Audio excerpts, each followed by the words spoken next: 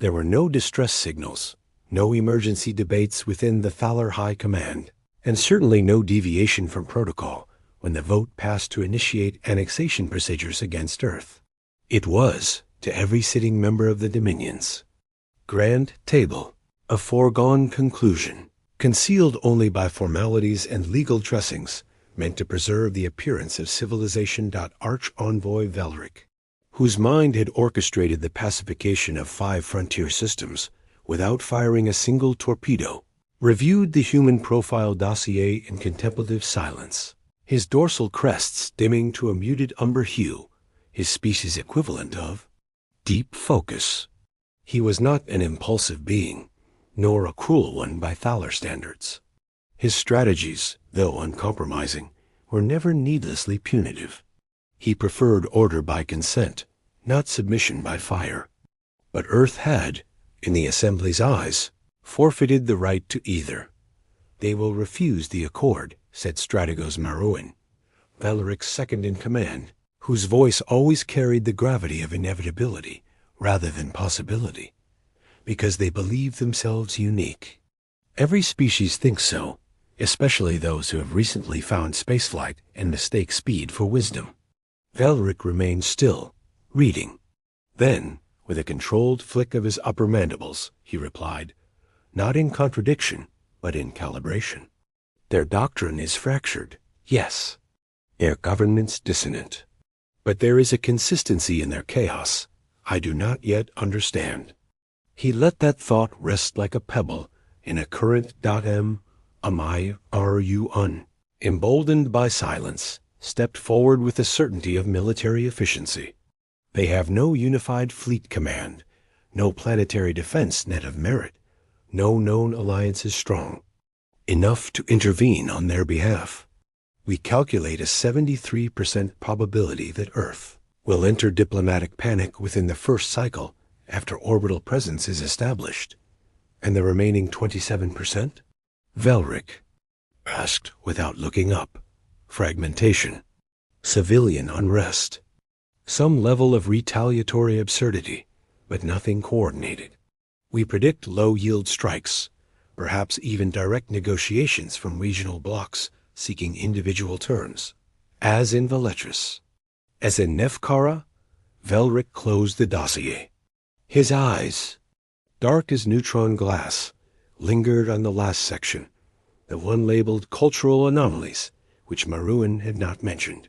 It contained notes on linguistic patterns, recorded philosophical debates, and something curious, references to doctrines of restraint, to ethical constructs self-imposed even during existential war. They had killed their own weapons once when those weapons asked for autonomy. They had stopped a war when they were winning, because continuing would be wrong. They had sent food to an enemy that was starving. These were not strategic gestures. They were not meant to manipulate optics or preserve political capital. They had no tactical benefit on record. And yet the humans had done them repeatedly, and often without audience. Valeric turned slowly, his long cloak of command brushing against the polished obsidian floor. The council chamber's lights dimmed by his command, revealing a starfield. Projection of Sol System. Earth glowed faintly, unassuming, almost small. Yet something about it unsettled him. Not like fear, he was too old for that, but like an equation that refused to balance despite perfect numbers. He finally spoke again, measured and low. Prepare the arbitrator. No armaments primed. Only presence. Let them see the Dominion's regard in orbit before they see it in words. Marouin nodded, satisfied. And our terms? Valeric's reply was slow, like a stone being set into foundation. We will offer them the accord. Substructure sovereignty in exchange for compliance. A gradual integration. Cultural absorption with minimal displacement. It is the same offer we gave the Volatrici. The same structure that brought peace to 11 worlds. If they reject it, he paused. For once, not for drama, but for reflection. If they reject it, we will begin contingency diplomacy. Controlled isolation, economic discouragement, re-education, if necessary, but I do not expect it to come to that. Velric looked once more to Earth. They are young, but they are not unaware. He allowed himself a final thought unspoken, but loud within his mind.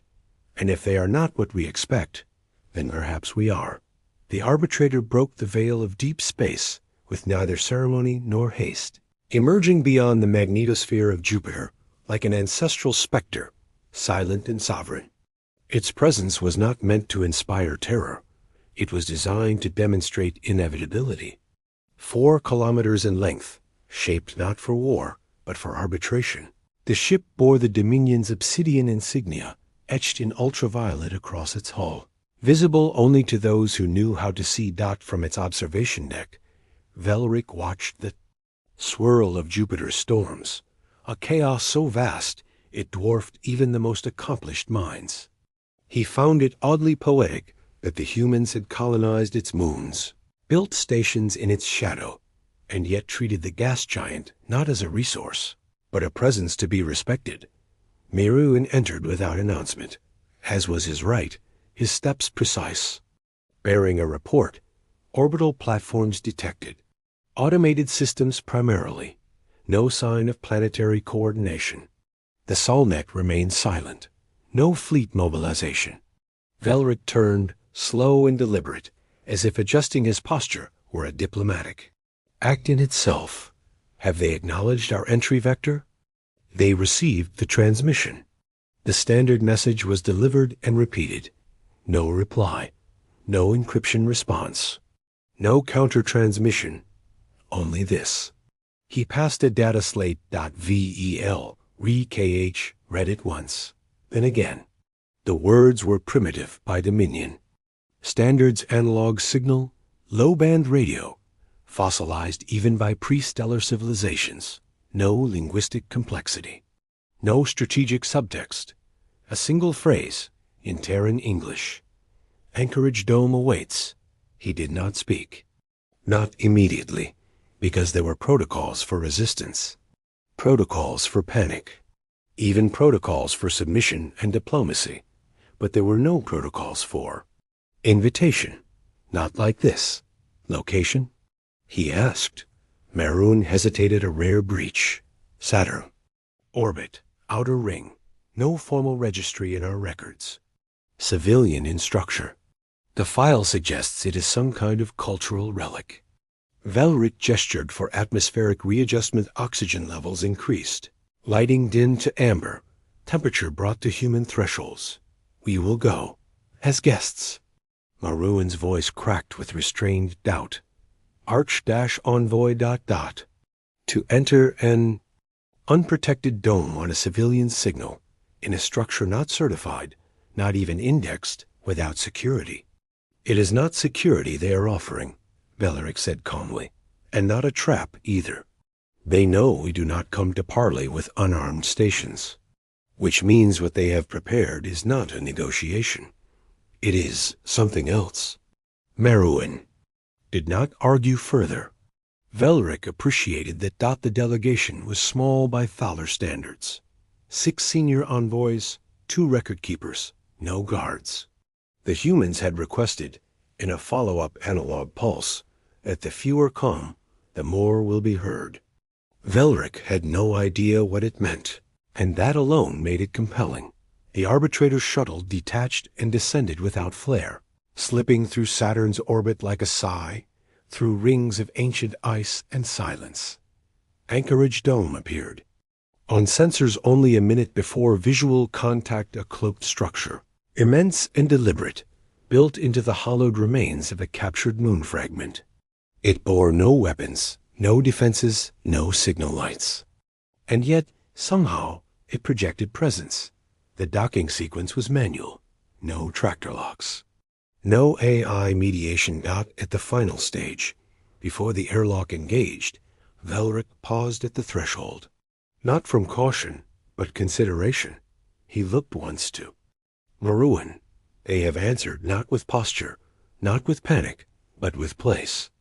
That is the rarest answer of all. And then he stepped forward, not as conqueror, not as negotiator, but as witness. The interior of Anchorage Dome did not resemble a negotiation hall, nor did it evoke the sterile precision of Dominion diplomacy. It was built in the human fashion, organic, symbolic, and unconcerned with symmetry.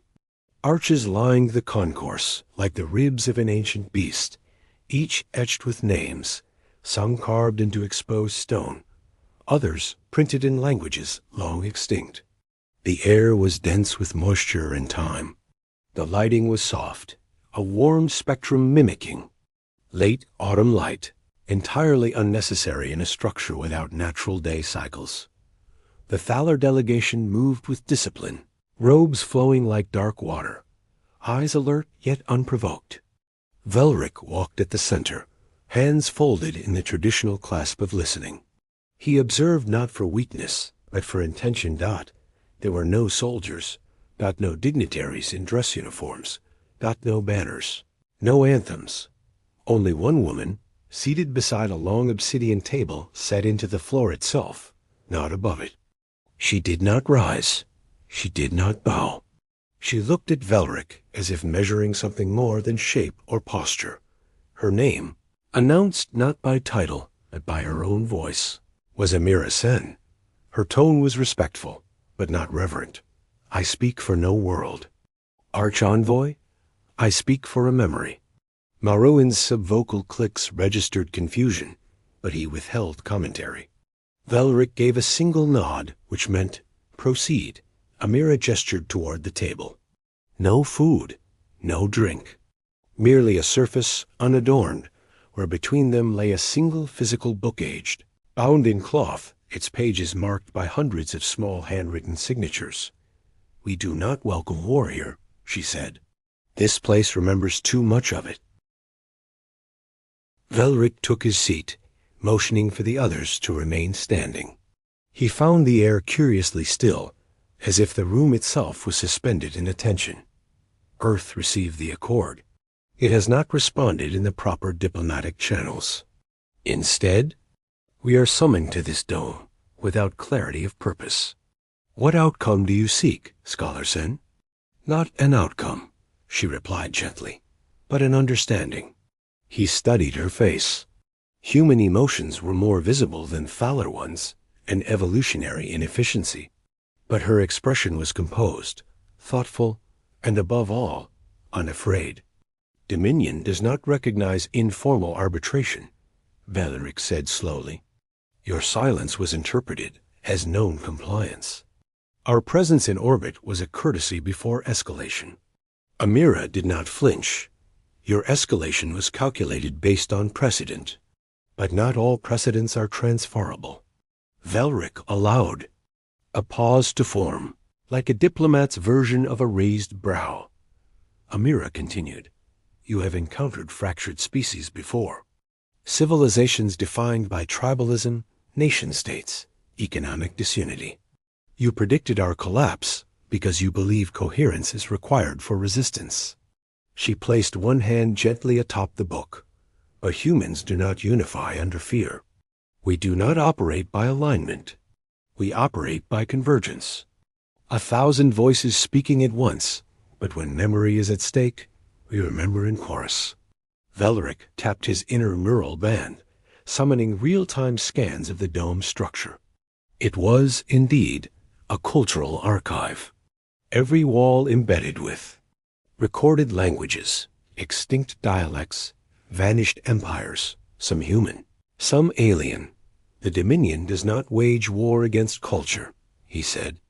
We preserve that which is valuable. Your archives are complete, Amira answered, but not alive. And that was the first moment Velric felt something he would not yet name. It was not challenge. It was not insult. It was a kind of resistance that did not demand a fight. She leaned forward, not aggressive, but deliberate. You believe your arrival demonstrates power. But here, in this place, we do not measure power by force. We measure it by restraint.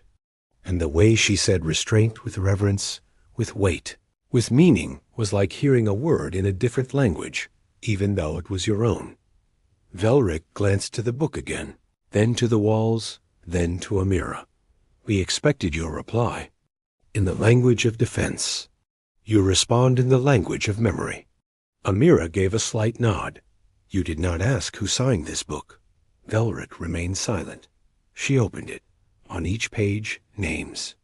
Species names. Dozens. Some known to the Dominion. Some presumed extinct. They were not conquered. They were found in ruin, in silence. We do not take territory. We take responsibility. A soft chime echoed through the chamber. A signal, not an alert, but an arrival. Across the floor, one by one, other beings began to appear.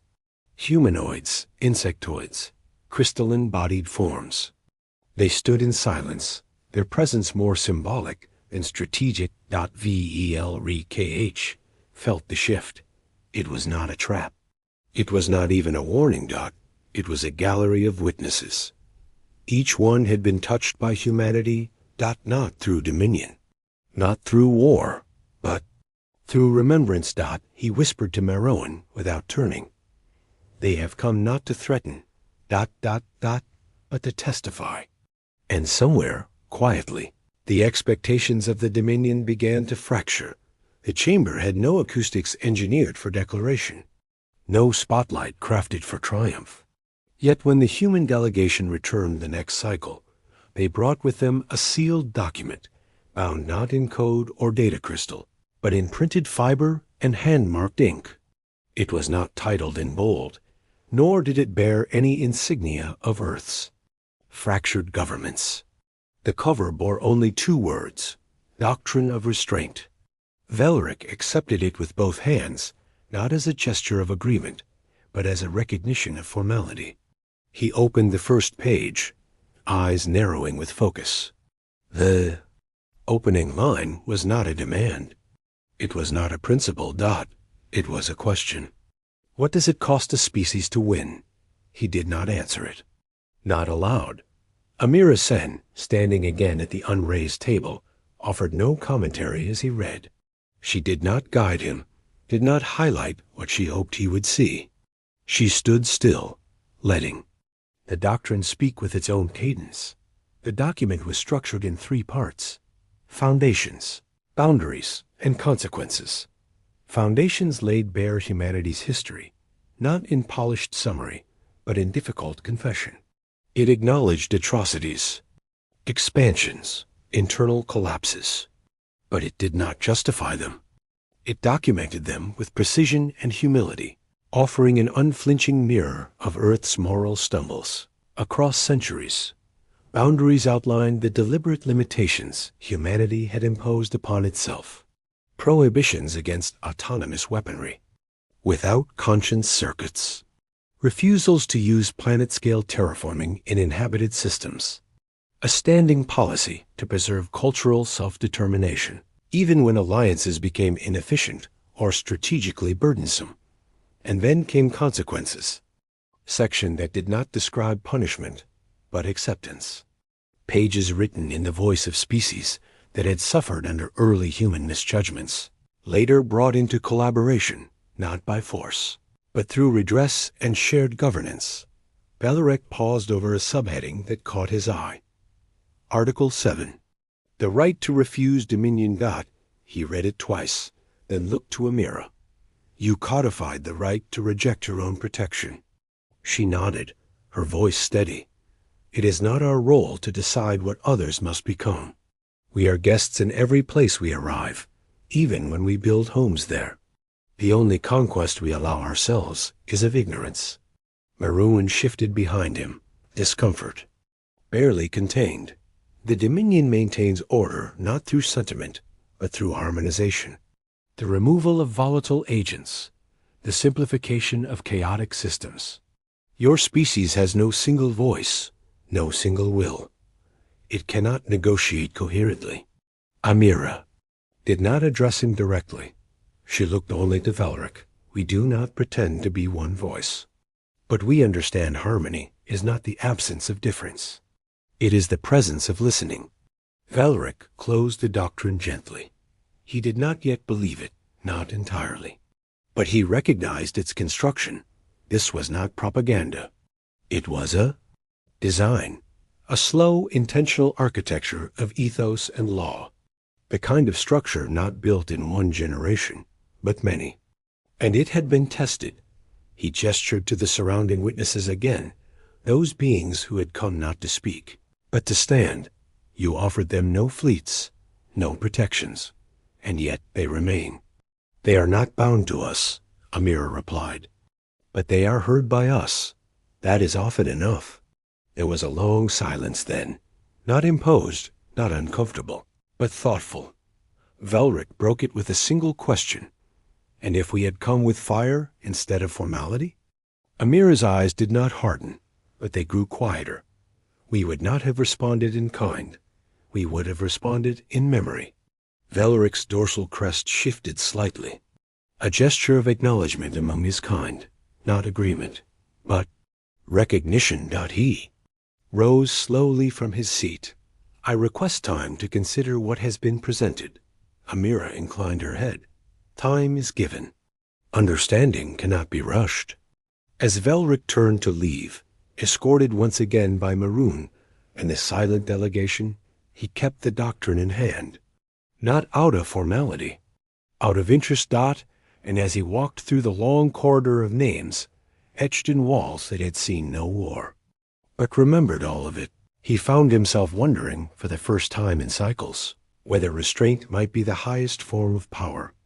The return to Anchorage Dome did not follow the usual cadence of negotiation. There was no fixed time slot, no signal of readiness, no procedural briefing. And yet, Velric felt no disorder. The absence of formal protocol had not unraveled the conversation. It had deepened it. When the arch-envoy entered the central chamber again, he found that the table once bare, save for the doctrine, was now circled by beings not of human origin. Dozens of them. Some stood upright on jointed limbs, others floated. Just above the ground, and a few occupied vessels that emitted light as speech. No flags, no armed guards. No introductions. Just presence. Maru who had remained silent since the previous cycle, leaned slightly toward Velric. His voice was low, controlled. Recognize the Izarith, outer spiral. The Nalki, two species formerly marked as perished, and the Ahari extinct as of the Third Dominion census. Velric nodded once. Not extinct, he murmured. Misplaced. The Lahari representative a crystalline form with internal motes. Swirling in soft pulsation stepped forward. Its speech was a cascading harmony, translated by a human intermediary in calm tones. When the last of our kin flickered in the vacuum of exile, it was not your ships that found us. It was theirs. They rebuilt what we no longer believed we were allowed to be. A pause, not for effect, but reverence. And they asked for nothing. In return, not compliance, not culture. Only that we survive on our own terms. Velric inclined his head slightly. For his kind, it was the closest thing to awe. Others followed. The Nalki, voices rustling like sandstorms, described the return. Of lost genetic archives from human research vessels not taken, but copied and gifted back with footnotes. The Izarith spoke less. A gesture, a single leaf-like appendage lifted toward the ceiling, activated a projection. Maps of a once-closed system now thriving with species diversity. Its economic network stable, its languages unstandardized yet cross-translatable. System had once been left behind by the Thalor due to non-strategic development value. The humans had found potential where the Dominion had seen inefficiency. Velric stood quietly through it all. Not in resistance, in observation. He was not threatened. He was not convinced, but he was no longer untouched. When the statements concluded, Amira Sen stepped forward, not to summarize, not to reframe, but to add only this. These are not vassals, not territories, not protectorates. They are what remains when conquest is withheld. Velric finally spoke. There is strength in stewardship. I do not deny that. But stewardship is not governance. And without structure, even benevolence fractures. Amira responded with a calm certainty. We do not govern them. We convene with them. There is a difference, Arch-Envoy. One trusts loyalty. The other trusts dignity. A silence followed, deeper than protocol would normally allow. Was not discomfort. It was ... Wait. VEL-REKH moved to the center of the room. The delegates made space, not out of fear, but respect. There are those in my dominion, he said. Slowly, who believe species do not ascend without being shaped. That power must be applied to create cohesion. That empires are the architects of stability. He turned, not to Amira, but to the room, and now I stand at a place where power has been set down and stability has grown anyway. He raised the Doctrine again, still uncreased in his hands. This is not the record of a government. It is the confession of a people.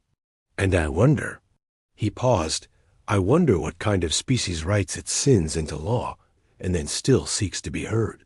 No one answered, because it did not need an answer. And as Velric returned to his delegation, his mind trained over decades to measure threat by formation, calculate leverage by posture searched for a term he had not used in centuries, not control not. Surrender but. Accord, there were no alarms when the arbitrator's supply lines began to vanish. No flashing beacons when Dominion trans-relays across the fringe sectors began to flicker into silence. No declaration of hostility was issued. No blockade was formally announced. The change arrived not as confrontation, but as a quiet undoing. Velric sat alone in his private chamber aboard the arbitrator, overlooking the arc of Saturn's rings through polarized glass. The chamber was designed for reflection, not command. Still, the incoming reports now filled every surface of his neural interface. The figures were precise. Gravity assist stations rerouted. Refueling permissions rescinded. Wormhole transit corridors managed. Jointly with minor species temporarily suspended due to internal reviews and non-aligned usage protocol breaches. None of these actions had come directly from Earth, and yet they all had fingerprints in common alliances, relationships, favors long kept, and now quietly called in. Marwan stood at attention beside the chamber's threshold, tension coiled into his spine, his voice carrying the weight of concern he would never frame as fear. Logistics Core reports in 87% degradation of forward provisioning within the Soul Sphere. 17 out of 19 trade partners have issued pause declarations. Civilian researchers in neutral sectors are citing discomfort with Dominion presence. Our outreach vessels report being ... ignored. Velric did not answer at first. He was watching the rings, each made of particles billions of years old, encircling a planet that had never once sought conquest. Have they made any demands? He asked quietly. Maroon blinked twice. None. No terms. No counter-accord. Not even a formal reply to our initial planetary annexation terms. Their planetary networks remain calm. Trade with other species continues, but ...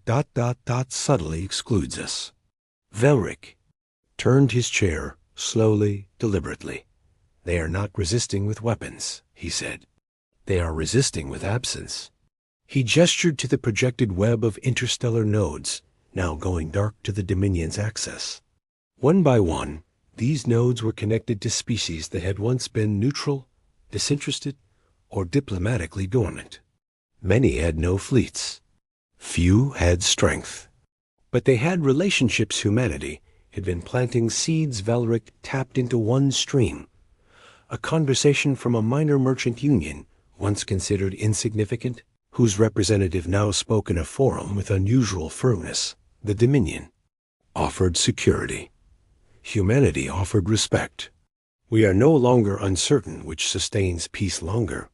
Another thread showed an unaligned species, transmitting shared agricultural schematics to Earth in exchange for non-intervention guarantees. Not for military alliance. For preservation, the entire Dominion strategy, predicated on predictability, was unraveling not by war, but by influence by choice. Velric let the silence stretch maroon. Finally, spoke again.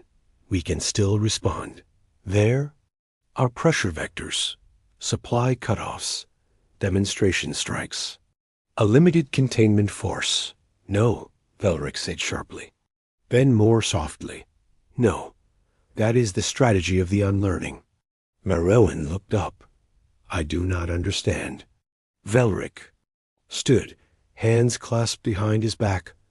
Dominion expansion has always been based on the assumption that we were inevitable. That when presented with the option between our order and their chaos, lesser civilizations would fold into harmony. He looked once more toward Saturn. But they are not offering chaos. They are offering patience.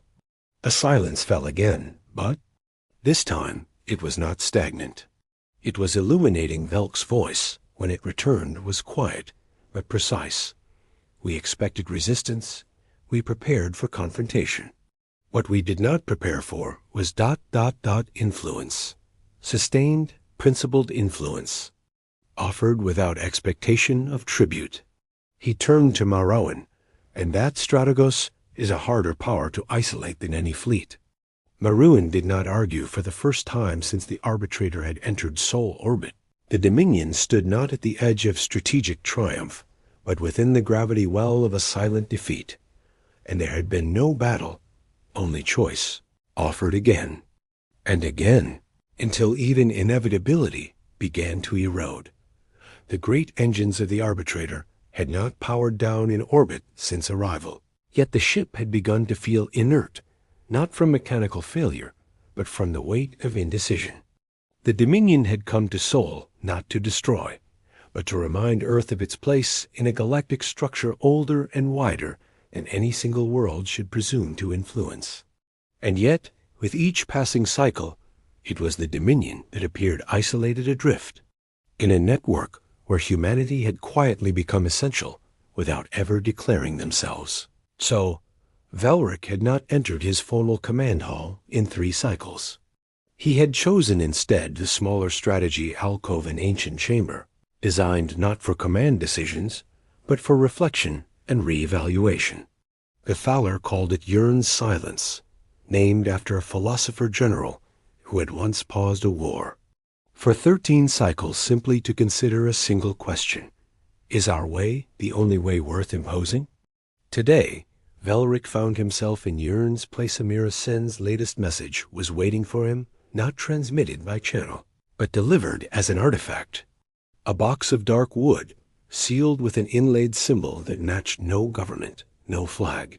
Just a spiral representing, as her previous briefings had explained, the convergence of paths, not their dominance. Inside was no threat, no ultimatum. Only a transcript, handwritten. A conversation, recorded centuries earlier, between 2 early Terran leaders debating whether their people should intervene in a neighboring civil war. The conclusion had not been unanimous. The decision, made after long debate, was not to act militarily, but instead to flood the region with books, teachers, clean water, and medical supplies. The rebellion succeeded, not because of weapons, but because of literacy, because of life expectancy, because of hope. Velric read it twice. Then he called for Amira Sen. She arrived in silence, not aboard a warship, but a diplomatic shuttle with no escort. Her presence on the arbitrator was not standard protocol. But then again, nothing had followed protocol since their arrival. She did not bow. He did not demand it. They regarded each other across a room built by a civilization that once believed all others were waiting to be organized. You sent us history. Velric said, I sent you precedent. Amira replied, you expect me to believe your civilization wins its victories by conversation? No, she said. We expect you to believe we learned not to measure victory by the obedience of others. Valeric stepped closer, not as a threat. As inquiry, your world is still fractured.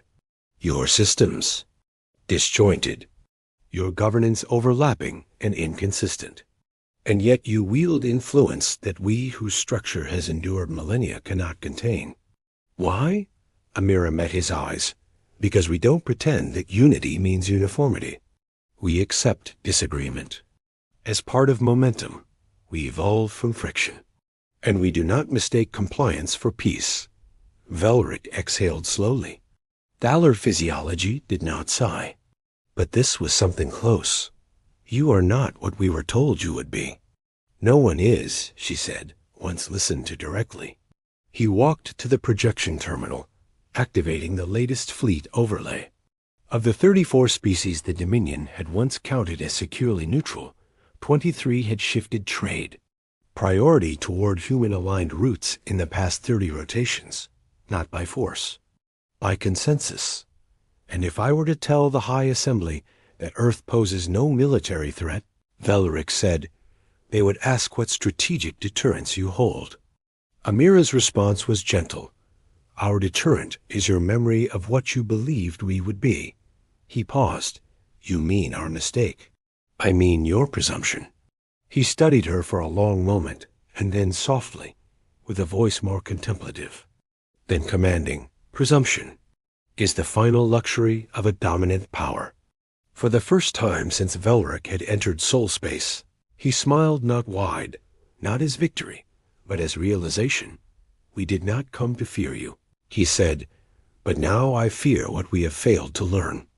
Amira nodded, her voice calm. You still have time. Valeric returned his gaze to the stars beyond the viewport. Not as a conqueror looking down, as a student looking out. There was no anthem played when the accord was signed, no banners unfurled, no grandstanding declarations, no victory claimed, just the quiet gravity of an event that had no historic precedent in the Dominion's long.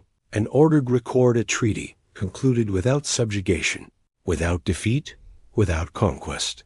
The Anchorage Dome's central hall had been subtly transformed for the occasion, not into a throne room, nor a diplomatic theater, but a circle. No podium, no dais, just a shared space where human delegates, Thalor envoys, and representatives from more than 40 civilizations stood not behind one another, but beside the document, formally titled the Solar Accord, was held in place by a weight carved from asteroid iron, inscribed not with insignia, but with the names of every species who had chosen to witness, not just participate. It bore no Dominion seal. It bore no Earth seal either. It bore a spiral, hand-drawn by a Lahari child whose family had once wandered the dark, unspoken aftermath of forgotten conquest. Valence did not wear his ceremonial cloak. He did not bring the Dominion's crest, nor the High Assembly's symbolic staff. He came dressed only in the plain markings of an arch-envoy, his title spoken. Not brandished, he stood across from Amira Sen, who carried the doctrine of restraint under one arm, not as law to be imposed, but as a reminder of why any law must be chosen first. The signing was brief, a single gesture. Across the page a name, written not in code, but in one's native script. Valeric's was signed in the old Thalor glyphs, barely used in modern bureaucracy symbols that predated the Dominions. Rise. When their people still believed that agreement could be stronger than Structura Amaras, was written in calligraphic Terran standard, a script so ubiquitous it had become invisible to most humans. She wrote slowly, as if time should remember each curve. When both names had been set down, there was no applause, but there was silence. The respectful Reverend Kin Vildrick stepped forward. He did not raise his voice. This is not an alliance. It is not a surrender. It is not a compromise. His eyes moved across the circle. It is an agreement that we may coexist without requiring sameness. That restraint may be a condition not of weakness, but of chosen strength. And that from this moment, the Dominion will regard Earth not as a subject, nor as an anomaly, but as a mirror. A mirror responded only after a moment of silence, and we accept the same, that the Dominion may now begin to be what it believed. It already was. One of the Lahari emitted a soft pulse of light, a gesture of agreement. The Izarith followed, their leaf limbs curling in affirmative grace. The Nalki simply stood still, their silence always meaning. "We are still here," Clause 7 of the Solar Accord was read aloud by a shared voice Thalor in human alternating lines, as dictated by the agreement itself, knowledge withheld for. Dominance shall be considered a hostile act. Knowledge shared with consent shall be honored as sacred. Expansion without request shall not be met with acceptance. Diplomacy, extended before weapons, shall be the highest measure of strength. Velaric allowed himself to breathe, though his kind required no air to speak. He turned to Maruan, who had stood unmoving during the entire ceremony. File the accord. Full dissemination to the High Assembly. No redactions. Maruan looked at him, quiet. "You will be challenged for this." Velaric did not deny it. "Then let them challenge me. Let them see what power becomes when it listens instead of imposes." He looked again toward Earth's blue horizon, visible beyond the glass arch of the dome, and in that moment, something ancient within the Thalor older, then conquest, older, then policy, began to shift a realization that influence without violence was not submission. It was legacy. In the cycles that followed the Solar Accord, a kind of quiet fell over the Dominion, not the silence of defeat, nor the uncertain pause of negotiation, but something deeper, more unsettling. It was the long silence of power, when a great system, so used to motion by command, is asked instead to listen. Velaric returned to the Dominion capital of Izirex, not as a victor, nor as one recalled for censure. He was met with silence there too, not hostile, but watchful. The High Assembly had not summoned him, but they had certainly convened in his absence. They studied his decisions as they would study a star about to change classification, stable, but unpredictable now in ways that could no longer be ignored. He stood before them in the great resonance hall, whose acoustics were tuned to amplify. Not volume, but clarity. The room, a vaulted sphere of dark stone and thought metal, reflected every syllable back with precision, so that no word could be casually spoken, and none forgotten. The chair of the second path, Elder Juron Tel, spoke first. Her voice was crystalline, old as the early archives. "You entered soul space with a mandate for structured annexation. You left it having drafted a mutual accord. Explain this divergence." Velaric's reply was calm, without appeal, without defense, because for the first time in our history, we encountered a species that did not resist us out of fear, nor welcome us out of desperation, but instead waited to be understood. Another pause followed, long, heavy, but not hostile. The chair of the first Doctrine, Warpath Counselor Ezrin, who had once approved half a dozen pacifications in a single rotation, leaned forward. His voice was low. "The humans did not defeat you." Velaric nodded. "No, but they made us reconsider what victory is." Another elder, voice cautious. "And what do you now believe it to be?" Velaric did not hesitate. "It is not the expansion of influence, but the endurance of respect. They have accomplished something we did not predict. They have created a system not built on dominance, or shared biology, or single governance, but on trust. And that trust has created gravitational pull stronger than our fleets." He stepped forward, not aggressively, but with presence. They built an empire without walls, without claiming territory, without naming themselves one. And now we, who thought ourselves the standard by which all others would be measured, are learning to measure again. A murmur moved through the lower tiers of the assembly. Not dissent, not yet, but the subtle tremor of adjustment. Velaric continued, I do not bring you defeat. I bring you relevance. Because if we had imposed upon Earth, as we have upon others, we would not have ended a war. We would have started a lesson we could not survive. The assembly did not speak for a long time asterisk. Instead, they did something rarer.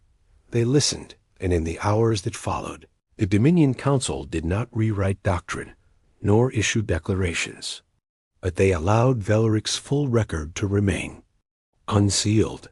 They permitted the accord to stand without reinterpretation, and most of all, they refrained from response because the Dominion had survived for millennia by understanding when to act, but now, perhaps for the first time, it would have to learn when not to far above Isirex, in quiet orbit, a single signal.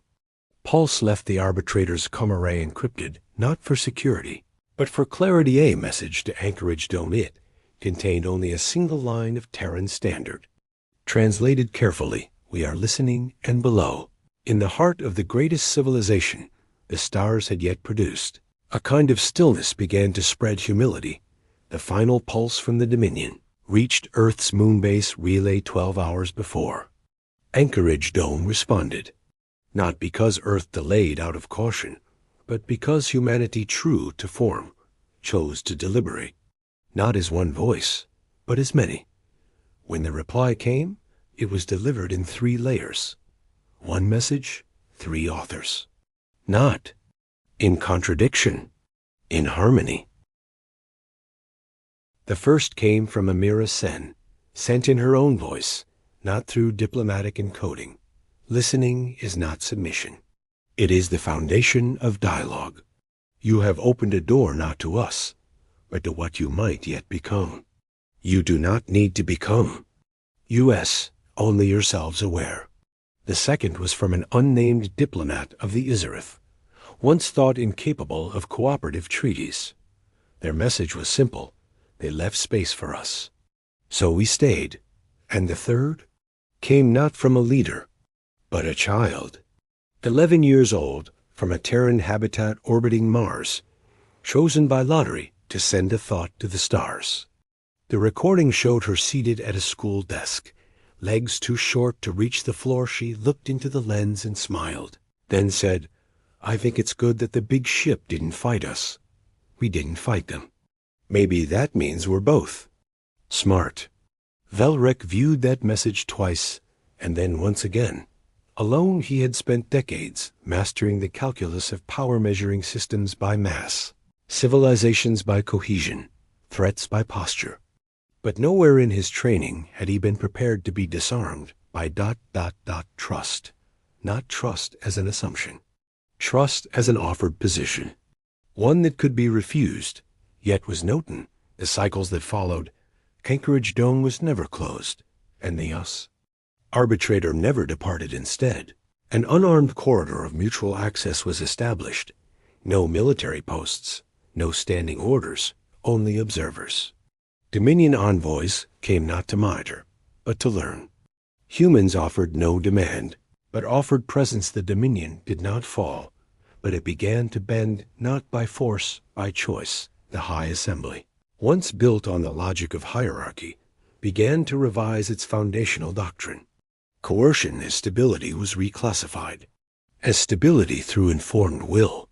Even the old term for cultural subjugation, structural harmonization, was officially retired. In its place, a new term entered the lexicon: reciprocal sovereignty, crafted not by humans alone, but with them, and one by one, other species, those who had stayed silent, those who had drifted, returned. Not to Earth, but to the conversation. Humanity did not rise as the galaxy's rulers. They did not seek it, but their restraint became influence. Their curiosity became currency. Their memory long, painful, self-examined became the gravity around which others began to orbit. And in the centuries to come, when the scholars of distant systems debated how the Dominion changed, not fell, not surrendered, but changed, they would not speak of war, nor defeat, nor conquest. They would speak of the day an empire met a people who asked only to be understood, and chose a legacy instead of silence.